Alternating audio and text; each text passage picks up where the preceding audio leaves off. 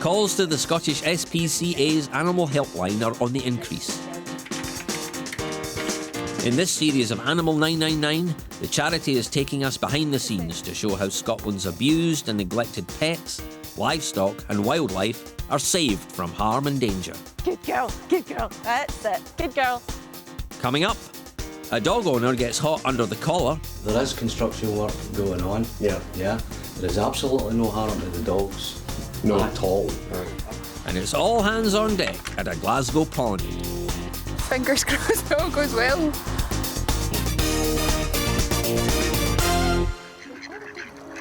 Swans are majestic birds, the largest member of the duck and goose family.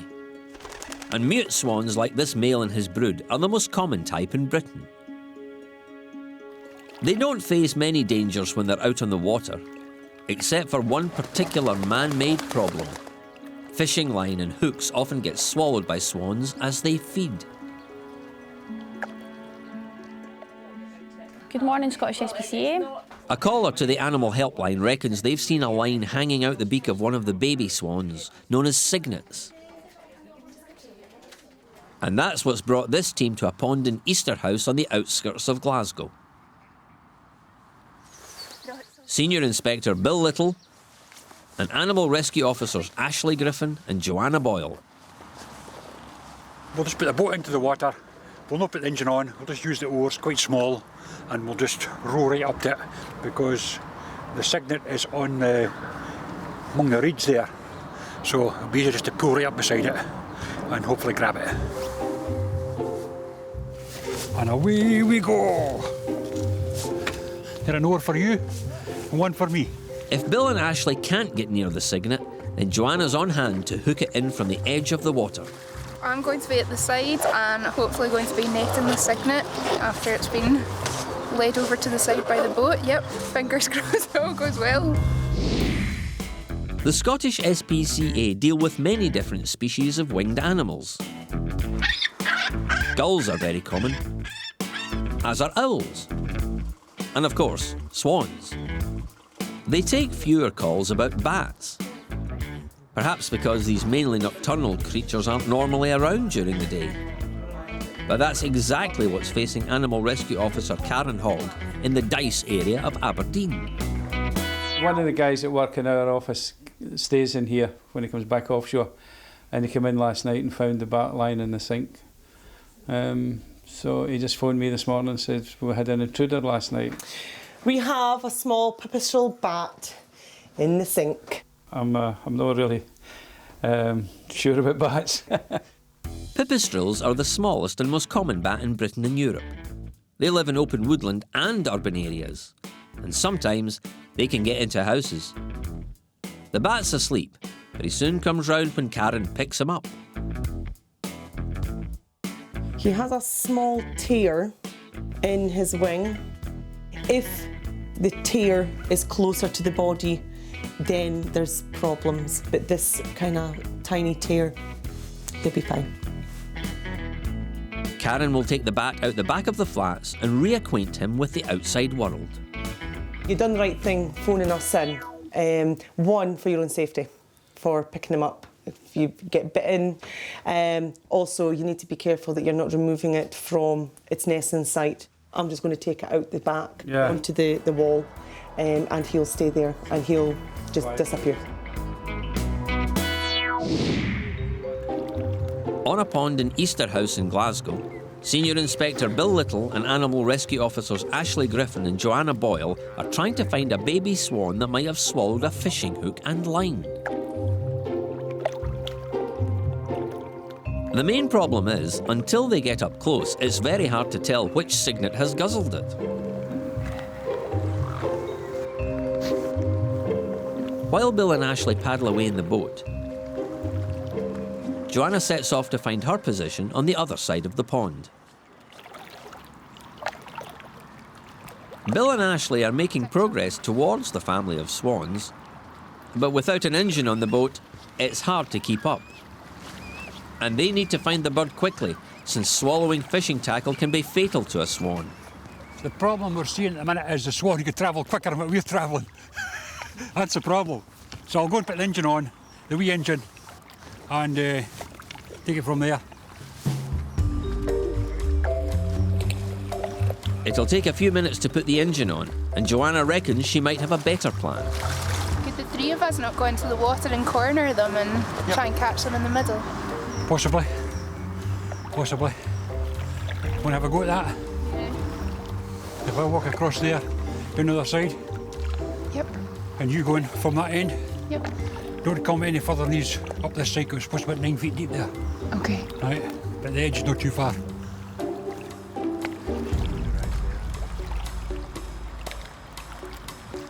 As Bill and Ashley make for one side of the pond, Joanna steps into the water ready to hook the signet if it appears on her side.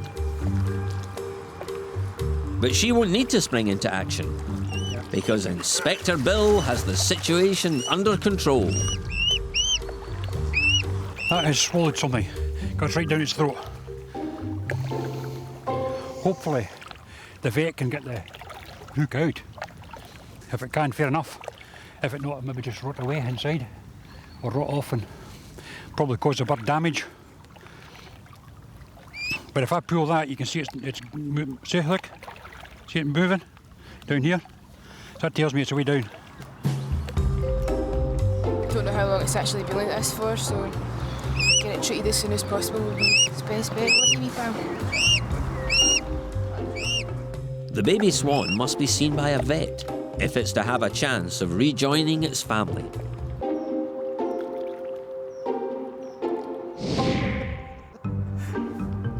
Garden junk like this can be very harmful to pets. Exposed nails and dangerous debris can inflict nasty injuries to paws and inquisitive noses. There's been a complaint that dogs living here are at risk because of the mess. And Senior Inspector Billy Linton's arrived at this block of flats in Castlemilk in Glasgow to investigate. The dogs allegedly allowed access to the garden, and there are injurious material there, nails, sharp objects and stuff like that. So the caller thinks the dog's welfare is at risk. You can see the front garden just now. Somebody's building something, there has been building something, and there's maybe about 6-8 flats in there, so anybody could be responsible for it. But we'll speak to the owners of the dogs, see if they can shed any light on it. The complainers phoned in because they're concerned about the dogs being in that environment. Is it yourself that's doing the woodwork and stuff, yeah? You're building a new shed, is it? Yeah. Aye, it's a nice fancy shed. The dog owner doesn't look too happy about Billy's visit.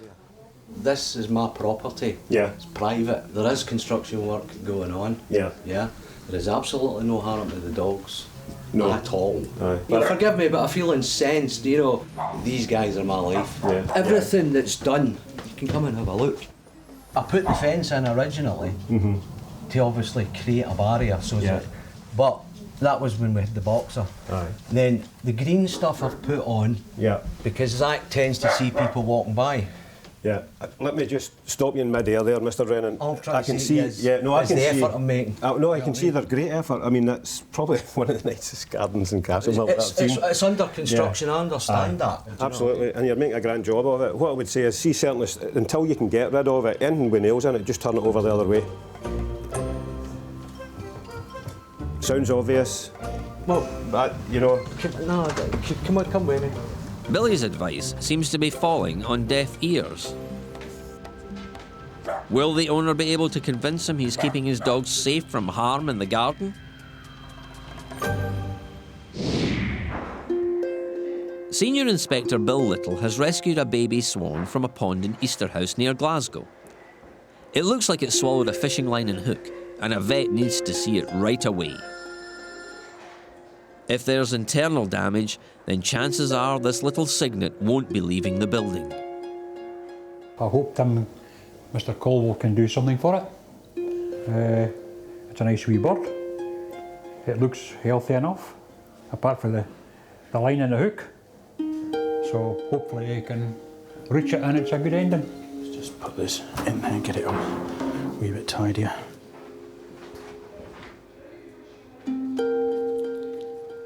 An initial examination will tell vet Tim Caldwell how far in the hook has gone. The hook does certainly feel as though it's not immediately accessible at the back of the throat.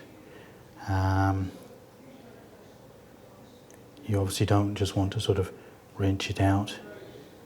Can't see any movement, but it's quite well attached. What I think we'll need to do to get an assessment of where it is to take an X-ray of that. Shouldn't take long, but we'll need to anaesthetise the bird for that. Anaesthetising a swan this young can be tricky, so Tim will have to be very careful. Okay, there we go, little one. Right, what we're doing, because we can't just stick a tube down its throat, we're using gas to knock the bird out. They're very sensitive to anaesthetics, but gas anaesthetics are very safe on the whole. So once we can get it anaesthetised, then it'll lay still for the X-ray.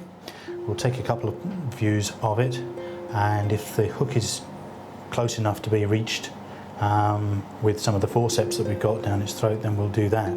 If the hook is right down into the stomach, then it's really not a good outlook for it. It would need major surgery, which is very risky to a bird of this size and age. Once Tim gets a look down the throat, we'll have a better idea what's best for the bird. It won't be long before Bill knows whether or not our signet is going to survive.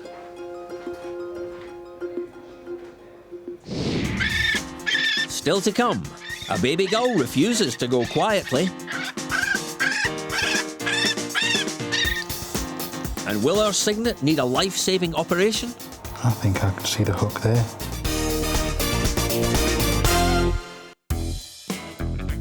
A pipistrelle bat has been found in a kitchen sink in an apartment block in Aberdeen. The bat seems to be healthy, so Animal Rescue Officer Karen Hogg is releasing it. This is just at the back of the tenement of flats, so he'll still be close to his nest in sight. And then it's just a case of leaving him and he will fly off in his own time. The bat's using its thumbs as hooks to let it climb the wall, just like a mountaineer might use an ice axe. They're quite self-sufficient, really. He's round about his area. He's not been taken far. He's literally just out the back. But our intrepid explorer encounters a problem. It's become entangled in a spider's web. With a few more heaves, it's free to continue its journey up the wall, and soon it'll be back where it belongs. This must be very good feeding ground here because there is so much bats in this area. So I have no worries about him whatsoever.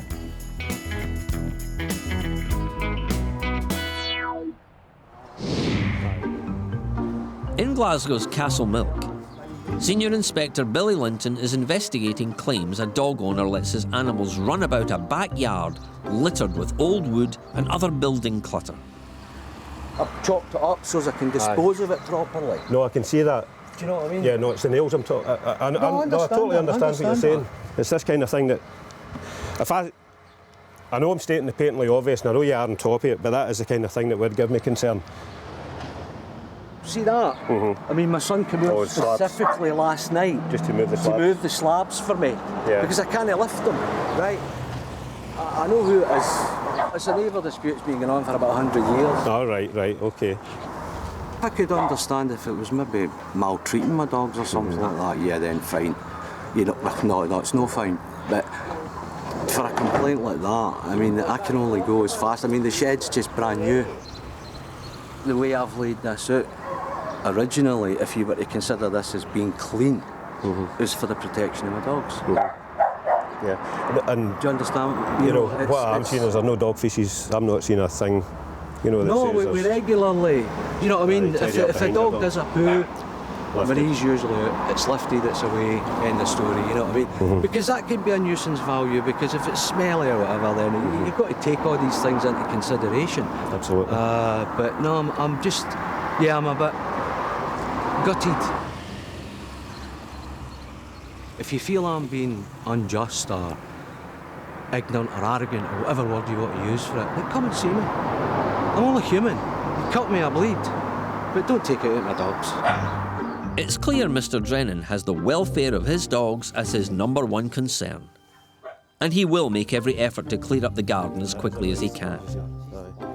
It's another example of a possible neighbour complaint that might have escalated. So I don't have any major concerns for this at all. There are nails, there are sharp objects and stuff that the gentleman's aware of, and he will take care of it and make sure that his dog's welfare is catered for.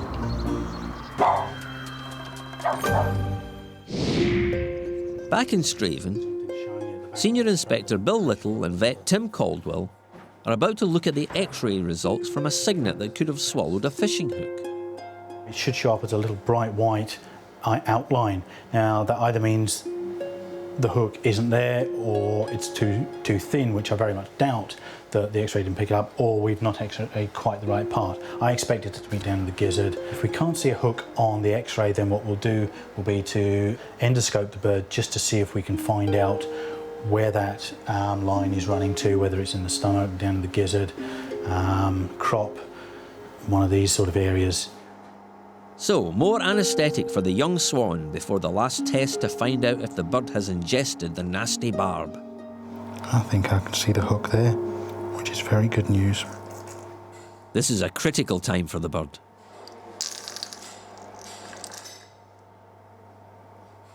No, maybe it's a bubble.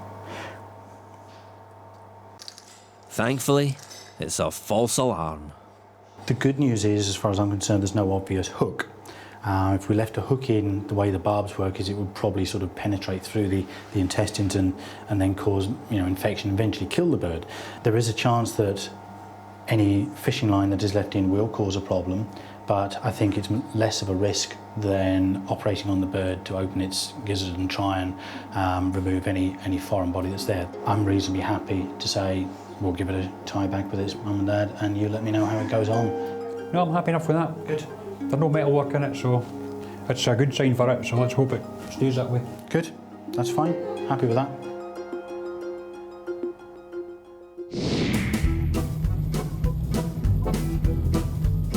Ayrshire, home of Robert the Bruce and Robert Burns. With its rainy climate, Ayrshire is one of Scotland's most fertile regions. Today, Animal Rescue Officer Alistair Hill is on his way to the town of Aire, the biggest in the county.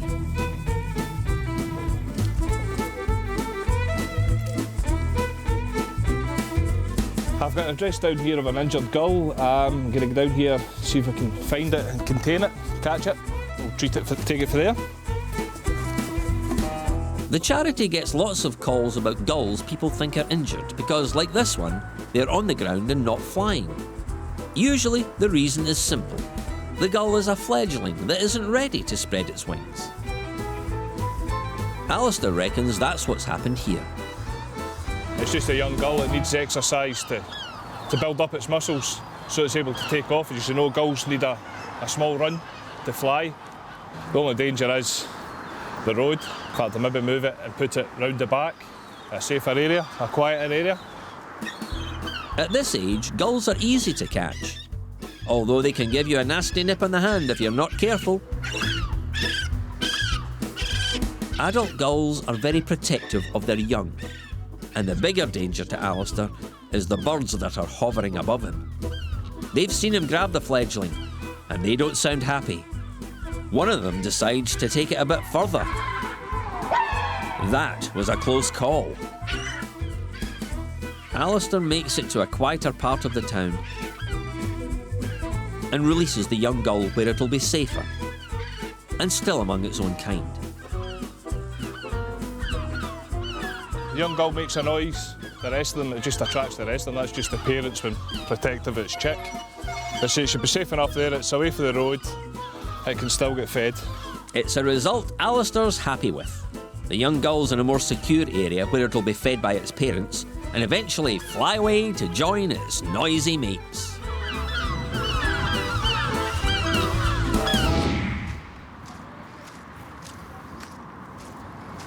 It's been a long day for Bill Little and his young swan. Once you get down here and it starts chirping, it should go the better. It was feared the signet had swallowed a fishing hook, which could have been fatal. Happy as Larry now? You happy as Larry now, are you? But after x-rays and an endoscopy by a vet, there was no sign of the hook. which means the baby can be returned to the pond in Easterhouse near Glasgow.